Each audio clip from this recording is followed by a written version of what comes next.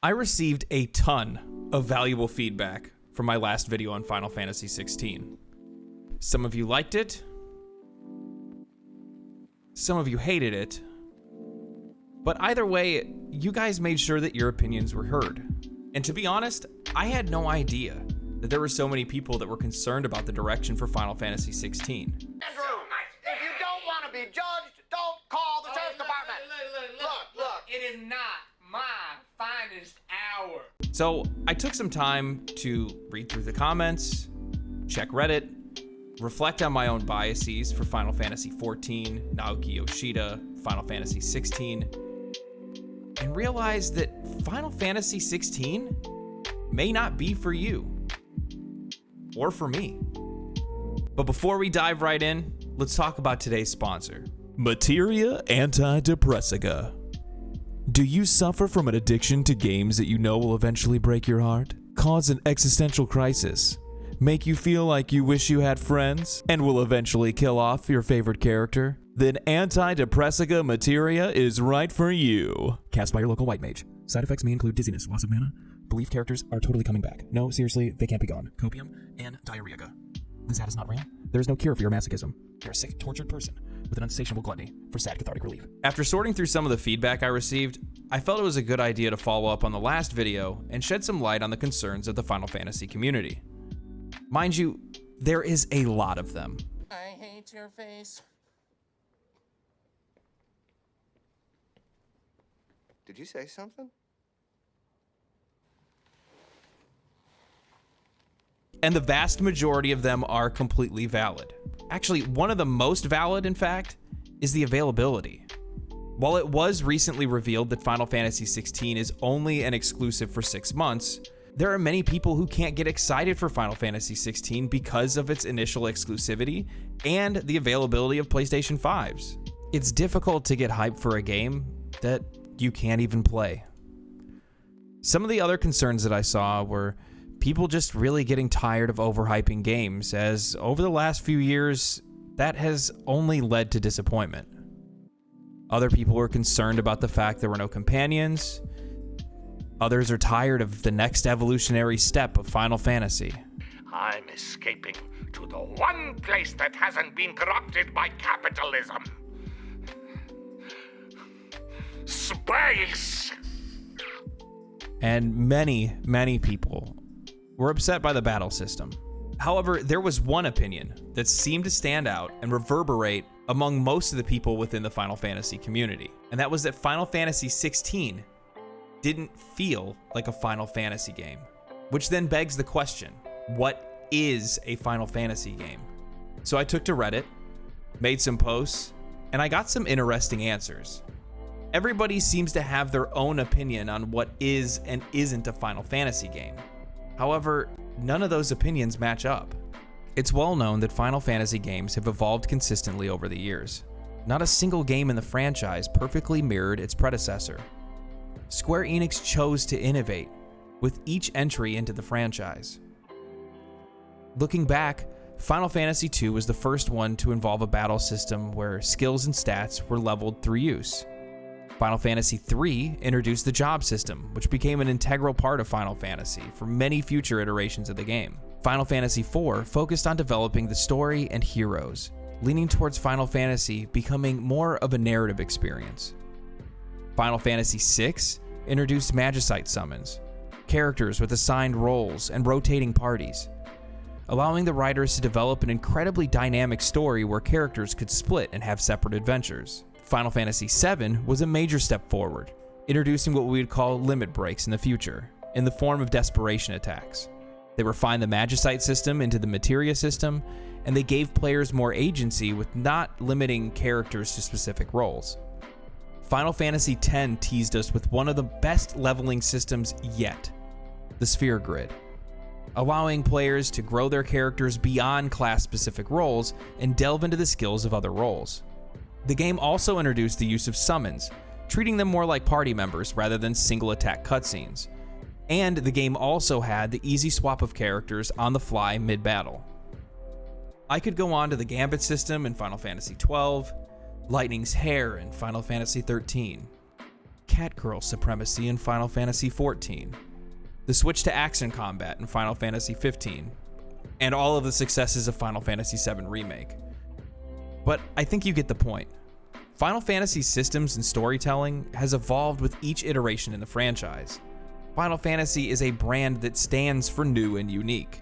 As this was a game that was made as a last-ditch effort to save the company many, many years ago, Final Fantasy still serves as a fresh start. Final Fantasy XVI is yet another evolutionary step.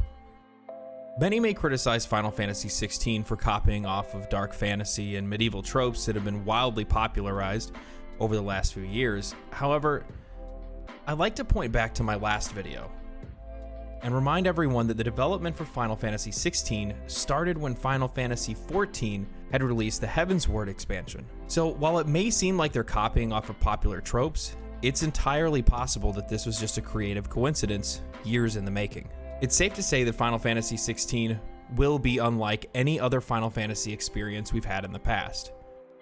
This is the first Final Fantasy title that's been given a mature rating. This game is going to be dark, incredibly dark. And while that's not the normal overarching theme for a Final Fantasy game, we've had elements of those themes across the entire franchise.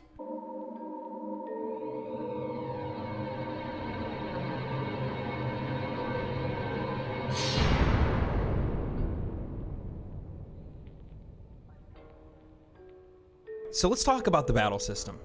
This is one of the most heated battlegrounds when it comes to Final Fantasy XVI, and for good reason. The combat system in this game is unlike any other Final Fantasy game that we've had in the past, including 15. Many fans of the franchise are upset that Square Enix isn't using the action or ATB system from Final Fantasy VII Remake. And personally, I find this criticism incredibly valid. Final Fantasy VII Remake's combat system is incredible. Not only does it appease the action combat fans, but it also pays homage to the older fans with the ATB system. Spending ATB to use spells and skills is an integral part of the Final Fantasy experience. It's that part of strategy that you just can't get in any other game. Whether it's Braver or Lionheart, building up resources to be able to sit back and watch as this epically animated cutscene plays in front of you is one of the most enjoyable experiences in Final Fantasy. One of the reasons we play RPGs is for those badass moments. It's for those killer ultimate moves. From what we've seen of Final Fantasy XVI's combat so far, and its UI, it doesn't look like there's going to be any type of ATB or spending system implemented in this game. Now, we might end up being proven wrong during the presentation at the Game Awards. At this time, we know that Naoki Yoshida, the producer for Final Fantasy XIV and Final Fantasy XVI, will lead a special presentation during the Game Awards. While all we have to go on is rumors, it's likely that we're going to be given a concrete release date for Final Fantasy XVI, which is probably going to be sometime around the end of June. They'll probably show off some pre-order bonuses and hopefully demo some in-depth looks at the game's systems and combat. Personally, I'm really looking forward to seeing some character growth systems, as that's one of the things I'm the most interested in for Final Fantasy XVI. Now, there is one more thing they could show off during the Game Awards, and that would actually be the new graphical update for Final Fantasy XIV. While I doubt that they're ready to show that off just yet, there is a chance. Personally, there was a Redditor that made a post that resounded with me the most. It's the lack of companions. To me, a Final Fantasy game has always been about the interactions with your party, the adventure experienced as a group, the growth of that party throughout the game. Whether it was learning their backstories, helping them reach their goals, the tear-jerking moments, or the variety of gameplay felt through playing different jobs, companions have always been one of the most important and impactful parts for me in a Final Fantasy game. While in interviews, Yoshida has described the game as having only 2 playable characters, it does seem that we will have AI-assisted squad members with us. Whether or not we'll have more interaction with those characters or customization options hasn't been discussed yet, but maybe we'll see that soon. Which brings me to a realization and conclusion.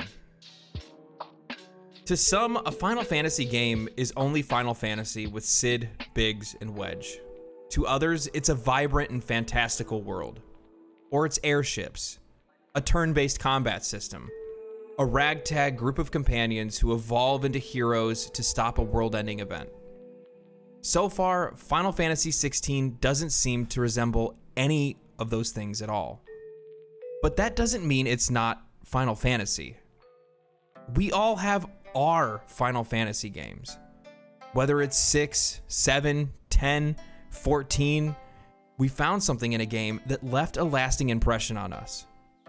Final Fantasy VIII found me when I was a young, socially awkward kid. It taught me that there was always a brighter future to look forward to. Final Fantasy X taught me to value my friendships because you never know how long you're going to have someone in your life. What I'm trying to say is, this might not be your Final Fantasy, but it might be somebody else's. And you know the value of that better than anybody. So for all of this game's differences, let's see what this team has. Let's see what they're going to build. Let's see what this game becomes. And maybe yet again, we'll have smiles to share, tears to shed, and some lessons to learn.